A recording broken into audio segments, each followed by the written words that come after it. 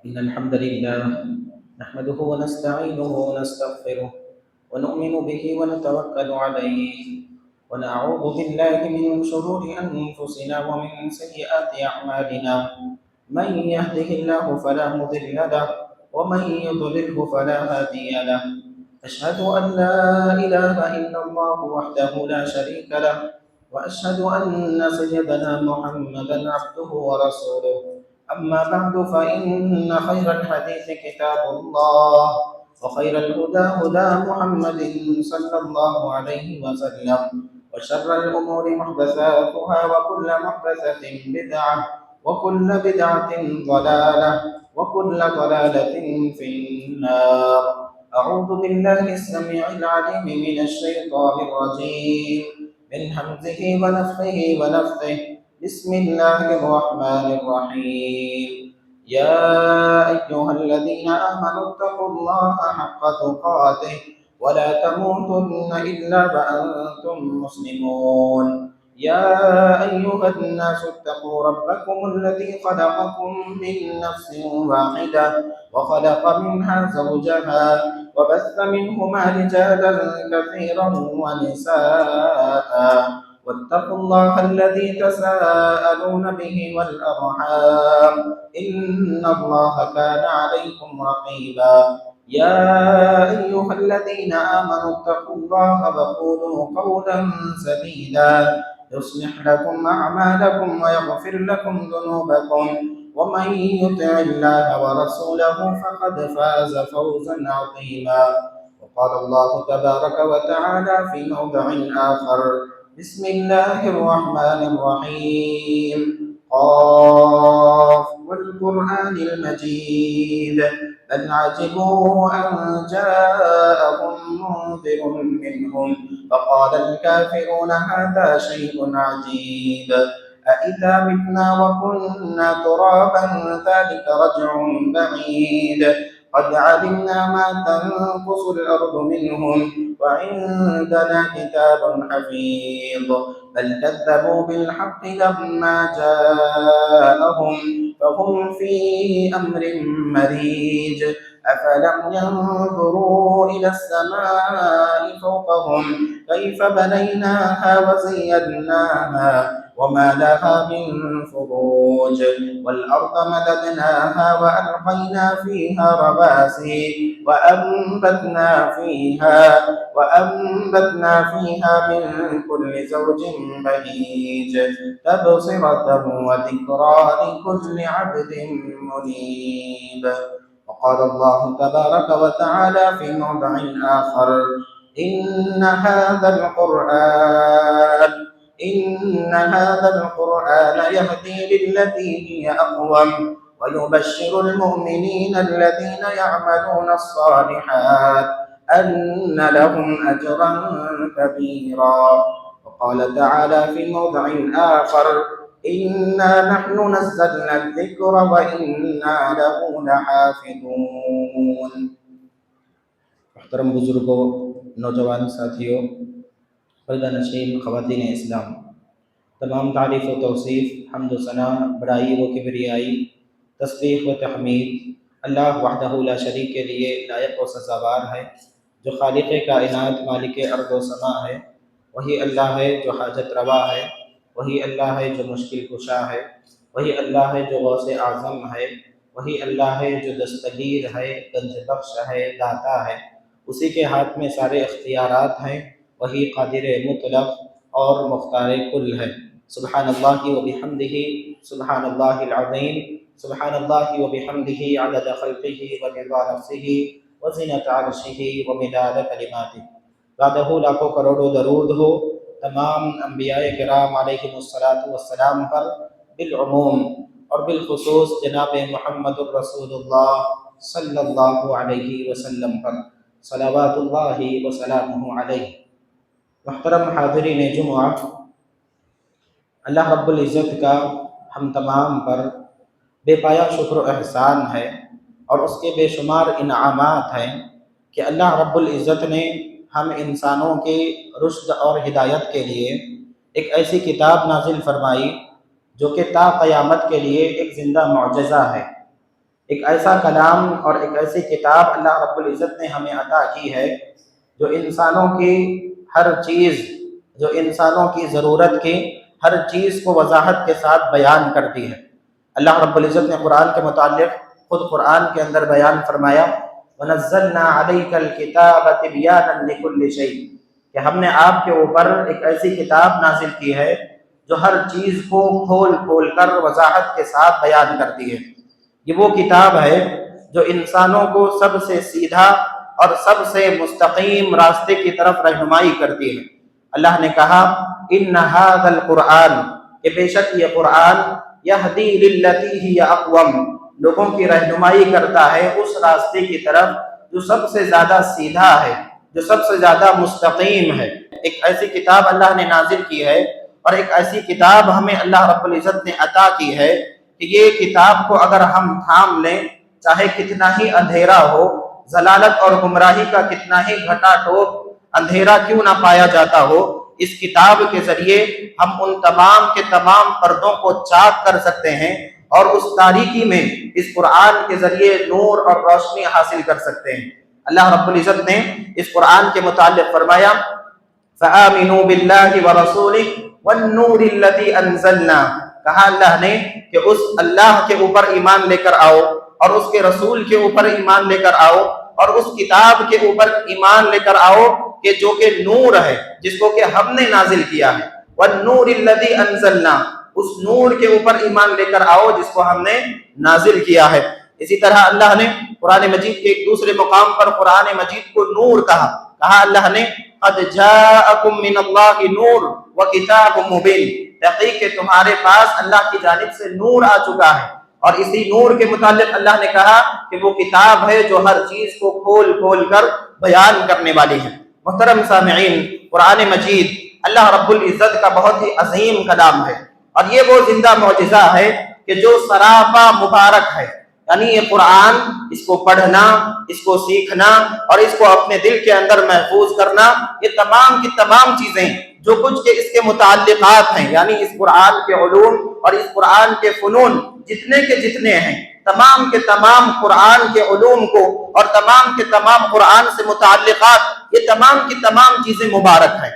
اللہ رب العزت نے اس کتاب کے متعلق فرمایا وَهَذَا ذِكْرٌ مُبَارَكٌ أَنزَلْنَاهُ، کہ یہ مبارک ذکر ہے کہ جس کو ہم نے نازل کیا ہے۔ یعنی یہ قرآن سراپا مبارک ہے، برکت کا ذریعہ ہے، حصول برکت کا عظیم ذریعہ ہے۔ اللہ رب العزت نے اس قرآن کے متعلق بہت ساری گواہیاں دیں۔ اللہ کے نبی صلی اللہ علیہ وسلم نے ایک گواہی دی۔ اللہ کے نبی صلی اللہ علیہ وسلم نے فرمایا کہ دنیا کے اندر جتنے کلام ہیں، دنیا کے اندر جتنی کتابیں ہیں، ان تمام کتابوں میں سب سے بہترین کتاب، ان تمام کلاموں میں سب سے بہترین کلام اللہ رب العزت کا کلام ہے۔ کہا فَإِنَّ خَيْرَ الْحَدِيثِ كِتَابُ اللَّهِ، کہ بے شک سب سے بہترین بات، سب سے بہترین کلام اللہ رب العزت کی کتاب ہے، اللہ رب العزت کا کلام ہے۔ محترم سامعین، قرآن مجید، اس کے متعلقات یا پھر اس سے جڑے ہوئے علوم اور فنون، الغرض کے ہر چیز جو کچھ بھی اس سے جڑی ہوئی ہے، اگر انسان اس کو حاصل کرنے کی کوشش کرتا ہے تو یقیناً اس کے لیے قرآن اور حدیث کے اندر بے شمار فضیلتیں بیان کی گئی ہیں۔ اگر کوئی آدمی صرف قرآن مجید کو حفظ کرتا ہے یا پھر قرآن مجید کے علوم اور فنون کو سیکھتا ہے، اس کے متعلق بے شمار فضیلتیں قرآن اور حدیث کے اندر ہمیں ملتی ہیں۔ قرآن مجید کو حفظ کرنا، قرآن مجید کو یاد کرنا، اپنے دلوں میں اور اپنے سینوں میں اس کو ازبر کرنا اور بٹھانا، یہ اللہ کے رسول صلی اللہ علیہ وسلم کی سنت مبارکہ ہے۔ یہ اللہ کے رسول صلی اللہ علیہ وسلم کی سنت مبارکہ ہے۔ آج سنتوں پر ہم عمل کرنے کے لیے آگے بڑھتے ہیں، اور سب سے بڑی سنت تو اللہ کے رسول کی یہ ہے کہ ہم قرآن کو حفظ کریں، قرآن کو یاد کریں، قرآن کو اپنے سینے میں بٹھائیں۔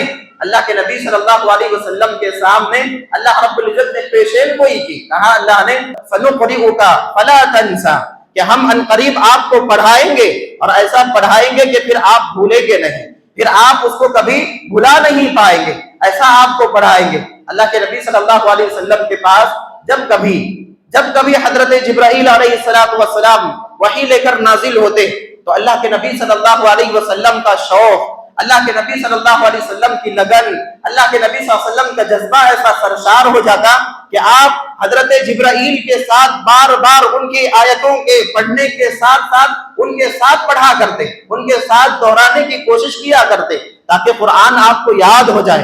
اللہ رب العزت نے جب آپ کی یہ صورتحال دیکھی کہ حضرت جبرائیل وحی لے کر آتے ہیں اور آپ کے اوپر قرآن کو نازل کرتے ہیں تو آپ اس کو سنتے بھی ہیں اور ساتھ میں اس کو جب کا جب یاد کرنے کی کوشش کرتے ہیں، تو اللہ کے نبی صلی اللہ علیہ وسلم کو اللہ رب العزت نے تنبیہ کی اور یہ بات کہی لا تحرک به لسانک لتعجل به، کہا کہ حضرت جبرائیل کے قرآن کو پڑھتے ہوئے اور آپ کے اوپر اس کو نازل کرتے ہوئے آپ ان کے ساتھ اپنی زبان کو نہ دہرائیں، حرکت میں نہ لائیں، لتعجل به، اس کو جلد یاد کرنے کے لیے، اس کو جلد محفوظ کرنے کے لیے۔ اللہ نے کہا ان علینا جمعه وقرآنہ، بے شک آپ کے رب کے اوپر ہے اس قرآن کا آپ کے سینے کے اندر جمع کر دینا، وقرآن، اور اس قرآن کو یاد دلا دینا اور اس کا پڑھا دینا اللہ رب العزت کے ذمے ہے، آپ اس بات کی فکر نہ کریں۔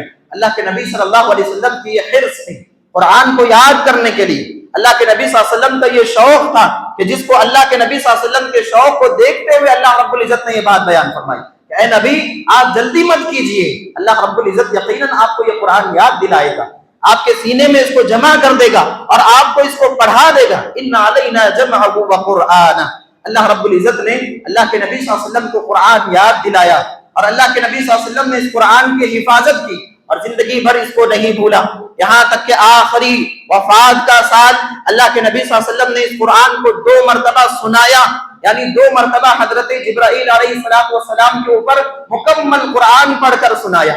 یہ اللہ کے نبی صلی اللہ علیہ وسلم کی حفظ قرآن کو لے کر کوشش اور محنت تھی۔ اگر آج بھی کوئی بچہ، کوئی بڑا، کوئی بوڑھا اگر قرآن کے حفظ کو لے کر محنت کرتا ہے، اللہ کے رسول کی سنت کو زندہ کرتا ہے، اگر آج بھی کوئی بچہ اور بوڑھا قرآن کے حفظ کے لیے کوشش اور محنت کرتا ہے، وہ اللہ کے رسول صلی اللہ علیہ وسلم کے طرز عمل کو اختیار کرتا ہے، اگر آج بھی قرآن کو یاد کرنے کے لیے اپنا وقت صرف کرتا ہے تو یقیناً اللہ کے رسول کے اسوہ مبارکہ پر عمل کرتا ہے۔ قرآن کو یاد کرنا اللہ کے نبی صلی اللہ علیہ وسلم کی سنت ہے، یہ سب سے بڑا اعزاز ہے حفظ قرآن کی فضیلت میں۔ حفظ قرآن کی فضیلت میں یہ سب سے بڑی بات ہے۔ اور دوسری سب سے اہم بات حفظ قرآن کی شکل میں، حفظ قرآن کی فضیلت میں، اللہ کے نبی صلی اللہ علیہ وسلم کی یہ حدیث ہم نے بارہا سنی ہے لیکن اس کی تشریح کو اور اس کی اہمیت کو ہم نے نہیں جانا ہے۔ اللہ کے نبی صلی اللہ علیہ وسلم کی یہ حدیث بعض مرتبہ بعض احادیث اتنی مشہور ہو جاتی ہیں کہ ان کی اہمیت گھٹ جاتی ہے، لیکن یہ حدیث اپنی جگہ پر چاہے کتنی مرتبہ دہرائے جائے اس کی اہمیت کبھی گھٹے گی نہیں، کبھی کم نہیں ہوگی۔ اللہ کے نبی صلی اللہ علیہ وسلم نے فرمایا خیرکم من تعلم القرآن وعلمہ، کہ تم میں سب سے بہترین انسان وہ ہے جو قرآن کو سیکھے اور اس کو دوسروں کو سکھلائے۔ قرآن کو سیکھنا اور دوسروں کو سکھلانا، اور ایسے لوگ جو قرآن کو سیکھتے ہیں اور دوسروں کو سکھاتے ہیں، معاشرے میں سب سے بہترین انسان ہے، اللہ کے رسول کی نظر میں سب سے بہترین انسان ہے۔ اور جو اللہ کے رسول کی نظر میں بہتر ہے، یقین مانیے اللہ رب العزت کی نظر میں بھی وہ سب سے زیادہ بہتر ہے، اللہ رب العزت کے پاس بھی سب سے بہترین انسان ہے وہ۔ اور یہی وہ حدیث ہے کہ اسلاف اکرام رحمت اللہ علیہم اجمعین نے اس ایک حدیث کو سامنے رکھ کر اپنی ساری زندگیاں وقف کر دی، قرآن کے حفظ کے لیے، قرآن کی تعلیمات کو عام کرنے کے لیے، قرآن کے علوم اور فنون کو دنیا کے اندر نشر کرنے کے لیے، اشاعت کرنے کے لیے اپنی ساری زندگی وقف کر دی۔ یہی ایک حدیث تھی جو اسلاف اکرام کے سامنے تھی کہ جنہوں نے اپنی 60 سالہ 70 سالہ زندگی صرف قرآن کی حفاظت میں، صرف قرآن کی خدمت میں لگا دی۔ سلف صالحین میں عبد الرحمن السلمی رحمت اللہ علیہ، امام بخاری رحمت اللہ علیہ نے اس اثر کو نقل کیا ہے، کہتے ہیں کہ ابو عبد الرحمن السلمی رحمت اللہ علیہ حضرت عثمان رضی اللہ تعالیٰ عنہ کے خلافت کے زمانے سے لے کر حجاج ابن یوسف کے عراق پر گورنر بننے تک، یعنی ایک لمبا عرصہ، اتنے سال تک وہ اپنے ایک مقام پر رہ کر برابر قرآن کی تعلیم دیا کرتے تھے، برابر قرآن لوگوں کو یاد دلایا کرتے تھے۔ حضرت ابو عبد الرحمن السلمی رحمت اللہ علیہ کہتے ہیں کہ یہ اتنا بڑا عرصہ، 30 سال کا عرصہ ہو کہ 25 سال کا عرصہ جو میں نے صرف اس خدمت کے لیے لگایا ہے، کہتے ہیں کہ یہ ایک حدیث ہے جس کی وجہ سے میں نے اپنی ساری زندگی وقف کی ہے۔ خیرکم من تعلم القرآن وعلمہ، کہ اللہ کے رسول صلی اللہ علیہ وسلم کی یہ ایک حدیث تھی میرے سامنے کہ جو میں نے اتنا لمبا عرصہ صرف قرآن کی تعلیم میں اور قرآن کو لوگوں کو یاد دلانے میں صرف کر دیا۔ یہ ہمارے اسلاف اکرام رحمت اللہ علیہم اجمعین ہیں، اور آپ ان کی زندگیاں اٹھا کر دیکھیں کہ قرآن کو یاد کرنا ہی نہیں بلکہ قرآن کو پڑھنے کی جو زبانیں ہیں یا پھر قرآن کو سمجھنے کے جو علوم اور فنون ہیں ان کو سکھانا بھی قرآن کی تعلیم میں آتا ہے۔ یعنی صرف و نحو کی تعلیم، فقہ کی تعلیم، تفسیر کی تعلیم، قرآن کے متعلقات کی تعلیم، جتنی باتیں قرآن سے جڑی ہوئی ہیں ان تمام کا علم لوگوں میں پھیلانا یہ قرآن کی خدمت ہے۔ اور اسلاف اکرام رحمت اللہ علیہم اجمعین نے اس قرآن اور حدیث کی خدمت کے لیے اپنے آپ کو وقف کر دیا تھا۔ سبحان اللہ، بڑا عظیم واقعہ ہے۔ ہمارے استاذ جب ہم پڑھتے تھے جامعہ دارالسلام عمر آباد میں، ہمارے شعبہ حفظ کے استاذ اور مدیر تھے حافظ شبیر احمد عمری رحمت اللہ علیہ۔ یوٹیوب پر آپ مار کر دیکھیں ان کا نام، کئی جگہ پر آپ کو یہ ملیں گے بحیثیت ممتحن، لوگوں کا قرآن کا امتحان لیتے ہوئے، بڑے پکے حافظ قرآن تھے۔ ہاں، انہوں نے اپنی فراغت سے لے کر اپنی وفات تک تقریباً 50 سال کا عرصہ، 20 سال کی عمر میں آپ فارغ ہوئے یا 23 سال کی عمر میں آپ فارغ ہوئے، اپنی فراغت سے لے کر 70 سال کی عمر تک صرف حفظ قرآن کے اوپر خدمت انجام، صرف قرآن کی خدمت کے لیے اپنے آپ کو وقف کر دیا۔ جب آپ سے پوچھا گیا، آپ کی سوانح حیات کے اندر یہ بات لکھی گئی ہے استاد محترم حافظ شبیر احمد عمری رحمت اللہ علیہ کے، کہ آپ کی سوانح حیات کے اندر یہ بات لکھی ہوئی ہے، آپ کہتے ہیں کہ میں نے اپنی زندگی کو قرآن کے لیے وقف کر دیا، کیونکہ اللہ کے نبی صلی اللہ علیہ وسلم نے بیان کیا خیرکم من تعلم القرآن وعلمہ، کہ تم میں سب سے بہترین انسان وہ ہے جو قرآن کو سیکھے اور دوسروں کو سکھائے۔ اور دوسری اہم بات کہتے ہیں کہ میں نے اس قرآن کی خدمت کے لیے اپنے آپ کو وقف کیا، کیونکہ میرے والد محترم اور ہمارے اسلاف کرام اس کی خدمت کرتے تھے، دنیا کے اندر بھی کرنا چاہتے تھے اور آخرت میں بھی اس کی خدمت کرنے کی تمنا اپنے دل میں رکھتے تھے۔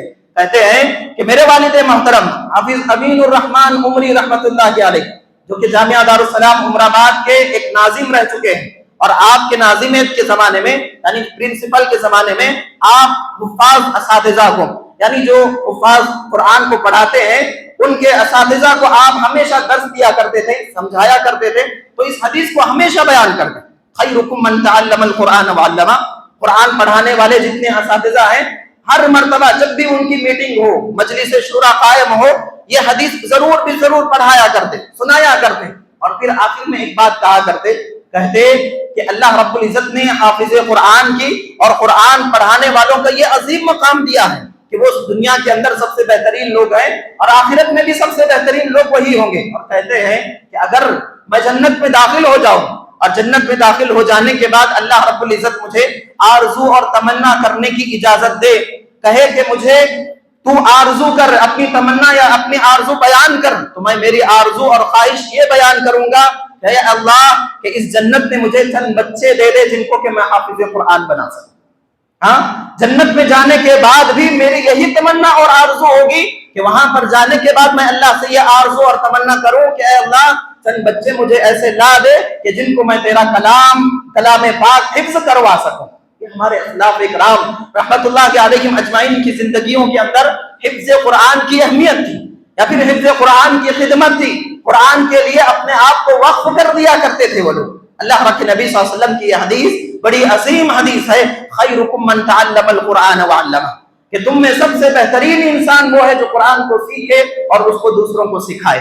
یہ سب سے بہترین بات ہے جو حفظ قرآن کی فضیلت میں اللہ کے نبی صلی اللہ علیہ وسلم نے بیان کی ہے۔ اللہ رب العزت نے قرآن مجید کے اندر بیان کیا ہے حفظ قرآن کے بہت سارے فائدے ہیں، حفظ قرآن کے بہت سارے فائدے ہیں، دنیا کے اندر بھی آخرت کے اندر بھی۔ اس کے لیے انعامات کی بارش ہوتی ہے، جو کوئی اپنے دل کے اندر قرآن کو بٹھا لیتا ہے، بسا لیتا ہے۔ اللہ کے نبی صلی اللہ علیہ وسلم کے حدیث کے اندر بے شمار فضیلتیں بیان کی ہیں۔ اللہ رب العزت نے قرآن مجید کے اندر ایک مقام پر فرمایا، اللہ نے لقد خلقنا الانسان فی احسن تقویم، کہا کہ ہم نے انسان کو بہترین شکل اور صورت میں پیدا کیا۔ پھر اللہ نے کہا ثم رددناہ اسفل سافلین، چاہے انسان کتنا ہی خوبصورت ہو، چاہے کتنی ہی اچھی شکل اچھی صورت والا کیوں نہ ہو، ایک وقت آئے گا، عمر کا ایک مرحلہ ایسا آئے گا جہاں پر کہ اس کی خوبصورتی، اس کی شکل تمام کی تمام بگڑ جائے گی، اور وہ ایسی عمر کو پہنچ جائے گا جو ارذل عمر ہے، اسفل السافلین جسے کہا جاتا ہے، یعنی پائی کے لیے، ہر کام کے لیے وہ دوسروں کا محتاج بن جاتا ہے۔ کھانے کے لیے دوسروں کا محتاج، ضرورت پورا کرنے کے لیے دوسروں کا محتاج، یہاں تک کہ چیزوں کو یاد رکھنے کے لیے بھی دوسروں کا محتاج بن جاتا ہے۔ ثم رددناه اسفل سافلین، اللہ نے آگے جو بات کہی وہ ہے حفظ قرآن سے متعلق۔ اللہ نے کہا الا الذین آمنوا وعملوا الصالحات، سوائے ان لوگوں کے جو ایمان لے کر آئے اور نیک عمل کیے۔ اس آیت کی تفسیر یہ کی گئی کہ جو آدمی جوانی کی عمر اللہ کی عبادت میں، اللہ رب العزت کی اطاعت اور فرما برداری میں گزار دیتا ہے، بڑھاپے کی عمر کو اگر پہنچ جائے تو جوانی میں جن عبادتوں کو انجام دیا کرتا تھا ان کا برابر ثواب اگرچہ انجام نہ دے پائے بڑھاپے میں، برابر ثواب اس کے لیے لکھا جاتا رہے گا۔ پہلی تفسیر یہ کی گئی الا الذین آمنوا وعملوا الصالحات فلهم اجر غیر ممنون، یعنی اگر آدمی جوانی کی عمر کو اللہ رب العزت کی عبادت میں گزار دے، سنن اور نوافل پڑھا کرتا تھا، تہجد کا اہتمام کیا کرتا تھا، بڑھاپے کی عمر میں ان چیزوں کو انجام نہیں دے پاتا ہے، بڑھاپے کی عمر میں یہ تمام نیکیاں اس کے بس کے باہر ہیں، طاقت سے باہر ہیں، لیکن اس کی جوانی کی عبادت کو سامنے رکھتے ہوئے اللہ رب العزت بڑھاپے میں برابر اسے ثواب عطا کرے گا۔ پہلی تفسیر یہ کی گئی۔ حضرت عبداللہ بن عباس رضی اللہ تعالیٰ عنہما نے دوسری تفسیر جو کی ہے، کہا الا الذین آمنوا وعملوا الصالحات سے مراد الا الذین قرؤوا القرآن، کہا یہاں پر وہ لوگ مراد ہیں جنہوں نے قرآن کو یاد کیا، قرآن کو پڑھا اور قرآن کی تلاوت میں اپنی زندگی کو گزار دیا۔ کیا مطلب ہے کہ وہ آدمی چاہتا ہے، ہر انسان کے بس مقدر میں لکھ دیا گیا ہے کہ اگر اس کی عمر شروع ہوئی ہے ایک نہ ایک دن وہ بڑھاپے کی عمر کو پہنچے گا یا پھر اس سے پہلے اللہ کے پاس چلا جائے گا، لیکن اگر 60-70 سال کی عمر ہے اس عمر کو، قبولت کی عمر کو ضرور پہنچے گا جہاں پر نقاہت، کمزوری اس کی فطرت بن جائے گی اور بہت سی چیزوں میں وہ بیمار پڑ جائے گا۔ لیکن وہ لوگ جنہوں نے قرآن کو اپنی خدمت کا ذریعہ بنا لیا، جنہوں نے اپنی زندگی میں قرآن کی خدمت کے لیے اپنے آپ کو وقف کر دیا، ایسے لوگ کبھی اس عمر کو پہنچ بھی جائیں، کبھی وہ حالت نہیں آئے گی جو دوسرے بوڑھوں کی حالت ہوتی ہے، یعنی دوسری کاموں کے لیے دوسروں کے محتاج ہو جانا، یہ عمر انہیں نہیں آئے گی۔ یقیناً 70 سال کی عمر کو پہنچ جائیں گے، لیکن حفظ قرآن کی خدمت کی وجہ سے اس عمر میں بھی اپنے کام خود کرنے کے وہ مستطیع ہوں گے، خود کرنے کی طاقت ان کے اندر موجود ہوگی۔ یقیناً 70 سال کی عمر کو پہنچ جائیں گے لیکن چیزوں کو یاد دلانے کی انہیں ضرورت محسوس نہیں ہوگی، جس طرح دوسرے بوڑھے لوگ بھول جاتے ہیں اس عمر کو پہنچ جانے کے بعد، لیکن حافظ قرآن ہو کہ قرآن کی خدمت کرنے والا آدمی ہو، الا الذین قرؤوا القرآن، ان لوگوں کے ساتھ یہ معاملہ نہیں ہوگا، وہ آخری عمر کو بھی پہنچ جائیں کسی چیز کو بھولیں گے نہیں، وہ آخری عمر کو پہنچ جائیں گے کسی کام کو دوسروں کے اوپر ڈالیں گے نہیں، اللہ یہ کہ کوئی دوسرا کام ہو۔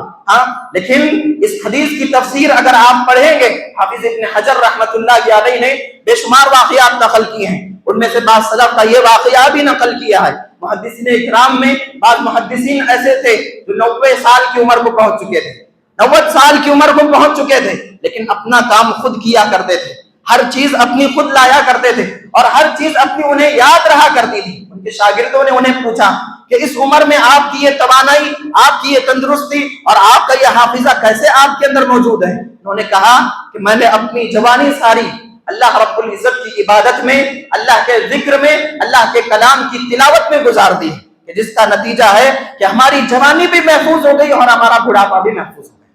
سبحان اللہ، یہ اسلاف اکرام رحمۃ اللہ علیہم اجمعین کے آثار ہیں حفظ قرآن سے متعلق یا قرآن کی خدمت سے متعلق۔ اللہ کے نبی صلی اللہ علیہ وسلم نے جو بات بیان فرمائی ہے، اللہ رب العزت نے جو بات بیان فرمائی ہے، یہ صرف سننے اور سمجھنے کے لیے نہیں، اس پر عمل کرنے کے لیے ہے۔ ہم اپنی زندگی کے اندر قرآن کی تلاوت کو معمول بنائیں۔ آپ اس زندگی سے نہیں گزریں گے کہ جس سے کہ اللہ کے رسول صلی اللہ علیہ وسلم پناہ طلب کیا کرتے تھے۔ اللہ کے نبی صلی اللہ علیہ وسلم باقاعدہ صبح شام کے اذکار میں، بلکہ ایک روایت کے اندر آتا ہے کہ ہر نماز کے بعد اللہ کے نبی یہ دعا پڑھا کرتے تھے، اللہم انی اعوذ بک من الجبن والبخل، کہ اے اللہ میں تجھ سے بزدلی سے اور بخل سے پناہ طلب کرتا ہوں، واعوذ بک من ان ارد الی ارذل العمر، اے اللہ میں تجھ سے پناہ طلب کرتا ہوں اس عمر سے جہاں پر کہ انسان ذلیل اور رسوا ہوتا ہے۔ کھانے کے لیے، وقت کے کھانے کے لیے، ضرورتوں کو پورا کرنے کے لیے ہر جگہ پر ذلیل اور رسوا ہوا کرتا ہے، ایسی عمر سے میں تیری اے اللہ رب العزت پناہ طلب کیا کرتا. ہر نماز کے بعد اللہ کے نبی صلی اللہ علیہ وسلم اس دعا کو پڑھا کرتے تھے. کیا وجہ ہے؟ کیونکہ یہ عمر ایسی ہے جو انسان کو ذلیل اور رسوا کرتی ہے، لیکن وہ لوگ اس سے مستثنا ہیں جنہوں نے اپنے آپ کو قرآن کی خدمت کے لیے وقف کر دیا، قرآن کی تلاوت کے لیے اپنے اوقات کو مقرر کر لیا، مختص کر لیا. اور بے شمار واقعات ہیں. حافظ شبیر احمد عمری رحمۃ اللہ علیہ جو ہمارے استاد محترم ہیں، ان کی وفات ہوئی، کیسی حالت میں وفات ہوئی؟ ان کی سوانح حیات کے اندر یہ بات لکھی ہے کہ مغرب کی نماز کے لیے وضو کر رہے تھے، وضو کر کے آئے، تھوڑی سی غشی طاری ہو گئی، صوفے پر بیٹھے اور بیٹھے ہی اللہ رب العزت کو پیارے ہو گئے، بیٹھے بیٹھے ہی اللہ رب العزت کو پیارے ہو گئے. جب کبھی قرآن کو پڑھنے کی بات آتی ہے، قرآن کے حروف کو ادا کرنا آخر عمر میں بہت مشکل ہو جاتا ہے، کیونکہ انسان کے دانت کیا ہے، جھڑ جاتے ہیں، انسان کے منہ کے اندر دانت کم ہو جاتے ہیں، اور بعض حروف ایسے ہیں کہ جو زبان کی ادائیگی میں، حروف کی ادائیگی میں دانتوں کا بڑا کردار ہے. حافظ شبیر احمد عمری رحمۃ اللہ علیہ کہا کرتے تھے کہ آج بھی میرے منہ کے پورے دانت موجود ہیں، اور کہتے تھے اپنی انگلی مار کر دانتوں پر کہا کرتے تھے ھذا لخدمتہ القرآن. یہ تمام کا تمام صحت اور توانائی، تندرستی، یہ جسم کے اندر پوری کم توانائی، یہ جسم کے اندر ذرہ برابر بیماری کا نہ پایا جانا، نقاہت اور کمزوری کا نہ پایا جانا، یہ صرف قرآن کی خدمت کی وجہ سے. ھذا لخدمتہ القرآن، یہ صرف قرآن کی خدمت کی وجہ سے. قرآن کی خدمت یا پھر قرآن کے لیے اپنے بچوں کو لگا دینا، یا پھر ان کے اپنے بچوں کو اور اپنے آپ کو قرآن کے لیے وقت مقرر کر دینا، یقیناً اللہ رب العزت کے پاس بہت بڑا عمل ہے اور بہت زیادہ ثواب کا باعث ہے. اور ثواب کا باعث کیوں بھی نہ ہو، اللہ کے نبی صلی اللہ علیہ وسلم نے کیا بیان فرمایا؟ کہا اللہ کے نبی صلی اللہ علیہ وسلم نے اقرأوا القرآن، کہ تم قرآن کو پڑھا کرو، کیونکہ اس کے ایک ایک حرف پر اللہ رب العزت نیکی لکھتا ہے، ایک ایک حرف پر فَإِنَّ لَهُ حَرْفًا حَسَنَةٌ، اور کما قال علیہ الصلوۃ والسلام کہ اس کے ایک ایک حرف پر ایک نیکی لکھی جاتی ہے. وَالْحَسَنَةُ بِعَشْرِ أَمْثَالِهَا، اور ایک نیکی 10 کے برابر ہوتی ہے. پھر اللہ کے نبی نے کیا فرمایا؟ کہا وَلَكِنْ لَا أَقُولُ أَلِف لام میم حرف، میں یہ نہیں کہتا کہ الف لام میم پورا ایک جملہ ایک حرف ہے، بلکہ میں کہتا ہوں اقول الف حرف. آدمی الف پڑھتا ہے، یہ ایک حرف ہے، یعنی ایک نیکی یا پھر 10 نیکیاں اس کے لیے لکھی جاتی ہیں. لام پڑھتا ہے، ایک نیکی یا 10 نیکیاں اس کے لیے لکھی جاتی ہیں. میم پڑھتا ہے تو ایک نیکی یا 10 نیکیاں اس کے حق میں لکھی جاتی ہیں. یعنی الف لام میم صرف اتنا ہی پڑھنا انسان کے لیے 30 نیکیوں کا باعث ہوگا. ذرا آپ اندازہ لگائیں کہ جو بچہ حافظ قرآن بن رہا ہو، ایک آیت کو یاد کرنے کے لیے 10 سے 20 مرتبہ، 20 سے 50 مرتبہ دہرانا پڑتا ہے. اتنی مرتبہ جب دہرائے گا اپنی زبان سے تو اس کے نامہ اعمال میں نیکیوں کا کیا ذخیرہ ہوگا ہم اندازہ نہیں لگا سکتے. جب وہ پوری قرآن کو یاد کرے گا اس کے نامہ اعمال میں نیکیوں کا انبار کیا ہوگا ہم اندازہ نہیں لگا سکتے. اور پھر اس کے بعد برابر اس کی تلاوت کرتے رہنا، برابر اس قرآن کو پڑھتے رہنا، یہ اس سے بڑا عظیم ثواب ہے. صرف آپ اس بات سے اندازہ لگا لیں، رمضان المبارک کے اندر ایک حافظ اور قاری اگر قرآن پڑھاتا ہے مکمل تو ایک پارہ سنانے کے لیے 4 سے 5 مرتبہ وہ دوبارہ دہراتا ہے، مذاکرہ کرتا ہے. 4 سے 5 مرتبہ دہرانا یعنی پورے رمضان میں 5 مرتبہ قرآن ہو گئی. اس طرح اگر زندگی بھر کا معاملہ رکھ لے تو یقیناً انسان نیکیوں کے معاملے میں سب سے زیادہ ہوگا. جو قرآن کو اپنی کتاب بنا لے گا، جو اٹھتے بیٹھتے قرآن کو اپنے پڑھنے کے لیے وقف کر لے گا. اللہ کے نبی صلی اللہ علیہ وسلم نے فرمایا وَلَكِنْ أَقُولُ أَلِف لام میم حرف، الف حرف ولام حرف ومیم حرف. اللہ کے نبی صلی اللہ علیہ وسلم نے حدیث کے اندر بیان فرمایا. اسی طرح میرے بھائیوں قرآن کی بے شمار فضیلتیں ہیں. ان فضیلتوں میں سے ایک فضیلت یہ بھی ہے کہ اللہ کے نبی صلی اللہ علیہ وسلم نے حدیث کے اندر بیان فرمایا. اللہ کے نبی نے فرمایا کہ جس سینے اور جس دل کے اندر یہ قرآن آ جائے اللہ رب العزت اس سینے اور دل کو ہرگز عذاب نہیں دے گا. اس سینے کو اور اس دل کو اللہ رب العزت ہرگز عذاب نہیں دے گا جس کے اندر کی یہ قرآن محفوظ ہے. فَلَن يُعَذِّبَ اللَّهُ قَلْبًا وَعَاءَ الْقُرْآنِ، ابو داؤد کی روایت ہے اور امام البانی رحمۃ اللہ علیہ نے حسن قرار دیا ہے اس روایت کو. کہا دل کہ جس کے اندر یہ قرآن محفوظ ہے اللہ رب العزت ہرگز اس دل کو اور سینے کو عذاب نہیں دے گا. ذرا اندازہ لگائیں کتنی بڑی فضیلت ہے. اللہ کے نبی صلی اللہ علیہ وسلم کا یہ واقعہ آپ نے بارہا سنا ہوگا. اللہ کے نبی صلی اللہ علیہ وسلم نے بیان فرمایا کہ کل قیامت کے دن ایک حافظ قرآن کو لایا جائے گا، اس سے کہا جائے گا یقال لصاحب القرآن فإنه اقرأ وارتقي ورتل كما كنت ترتل في الدنيا فإن منزلتك عند آخر آية تقرأها او كما قال علیہ الصلوۃ والسلام. اللہ کے نبی صلی اللہ علیہ وسلم فرماتے ہیں کہ حافظ قرآن کو لایا جائے گا اور جنت میں داخلہ دیا جائے گا. جنت میں داخلہ دیے جانے کے بعد کہا جائے گا کہ اے حافظ قرآن، قرآن کی تلاوت کرتا جا اور جنت کے درجات چڑھتا جا. قرآن کی تلاوت کرتا جا اور جنت کے درجات چڑھتا جا. تیری آخری منزل اور تیرا آخری درجہ وہ ہوگا جہاں پر کہ تو اپنی تلاوت کو ختم کرے گا. فَإِنَّ مَنزِلَتَكَ عِنْدَ آخِرِ آیَةٍ تَقْرَؤُهَا. قرآن کے اندر 6660 آیتیں ہیں، 66 آیتیں ہیں. ان تمام آیتوں کو اگر ایک آدمی پڑھ لے اس کے درجات کا کوئی آدمی اندازہ نہیں لگا سکتا. ہاں، ایک آدمی ایک درجے کے متعلق اللہ کے نبی صلی اللہ علیہ وسلم نے بیان فرمایا کہ ایک آدمی اپنے سے اوپر والے درجے کو ایسے ہی دیکھے گا جیسے کہ زمین پر رہ کر ایک آدمی آسمان میں ستاروں کو دیکھتا ہے. ہاں، ایک درجے کا یہ حال ہے. 6666 آیتوں اور ان کے درجات کا کیا حال ہوگا اور جنت کے اندر وہ کتنے اعلیٰ مقام پر فائز ہوگا ہم اندازہ نہیں لگا سکتے. یہ قرآن کی فضیلت ہے. اللہ کے نبی صلی اللہ علیہ وسلم نے حدیث کے اندر بیان فرمایا کہ کل قیامت کے دن حافظ قرآن کو لایا جائے گا. ہاں، تو اس سے کہا جائے گا، اللہ کے نبی صلی اللہ علیہ وسلم نے اس کے متعلق بیان فرمایا البس یوم القیامت تاجا من نور ضوءه مثل ضوء الشمس. اللہ کے نبی نے فرمایا کہ اسے ایک ایسا تاج پہنایا جائے گا کہ جس کی روشنی کی تاب ایک سورج بھی نہیں لا سکتا. ہاں، کہ سورج کی روشنی بھی اس کے سامنے پھیکی پڑ جائے، ایسا چمکتا ہوا تاج اسے پہنایا جائے گا. پھر اللہ کے نبی صلی اللہ علیہ وسلم نے فرمایا اور پھر وَيُكْسَى وَالِدَاهُ، اور اس کے والدین کو حلتین، 2 جوڑے پہنائے جائیں گے اور ان دو جوڑوں کی قیمت کیا ہوگی؟ لا يقوم بهما الدنيا، کہ ساری دنیا اور ساری دنیا کی دولت ان 2 جوڑوں کا مقابلہ نہیں کر سکتی اور نہ ان کی قیمت ادا کر سکتی ہے. یہ ان 2 جوڑوں کی قیمت ہوگی جنہوں نے اپنے بچے کو حافظ قرآن بنایا ہوگا. حافظ قرآن کے والدین پوچھیں گے بما قصینا ھذا، کہ یہ اعزاز، یہ شرف اور یہ تقریب ہمیں کیوں دی جا رہی ہے؟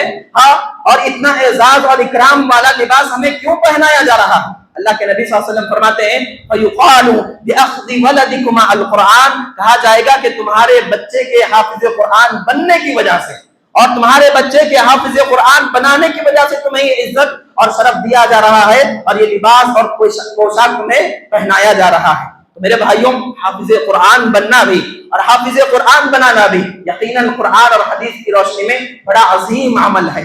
لہذا کہ ہم ایک مسجد کی تعمیر کے اول وقت سے، اول روز سے ہمارے ذمہ داران کے ذہن و دماغ میں اور دل میں یہ بات تھی کہ یہاں پر قرآن کا اور قرآن کی تلاوت کا، قرآن کے حفظ کا اور اسی طرح قرآن اور حدیث کی دوسری تعلیمات کا ایک مدرسہ قائم کریں.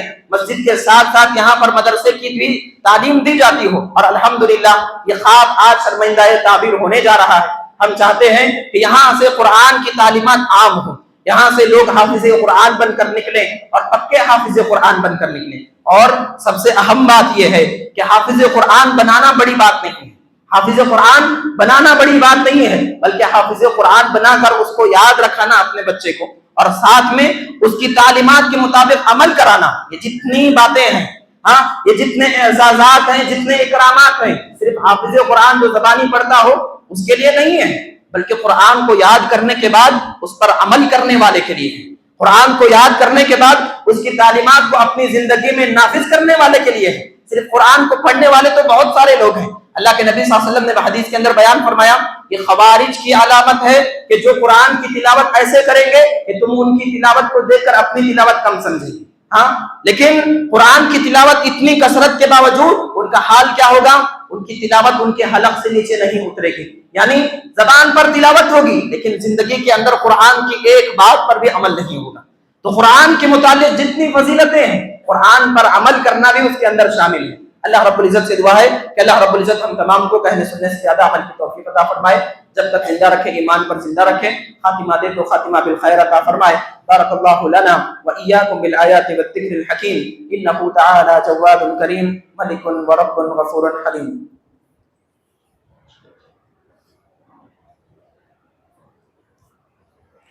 ان الحمد لله نحمده ونستعينه ونستغفره ونؤمن به ونتوكل عليه ونعوذ بالله من شرور انفسنا ومن سيئات اعمالنا من يهده الله فلا مضل له ومن يضلله فلا هادي له. أشهد أن لا إله إلا الله وحده لا شريك له، وأشهد أن سيدنا محمدا عبده ورسوله.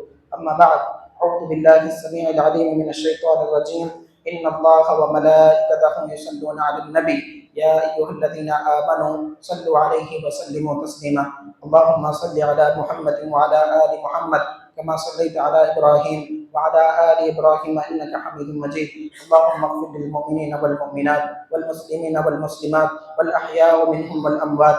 اللهم انصر من نصر الدين واجعلنا منهم، واخذل من خذل المسلمين ولا تجعلنا منهم.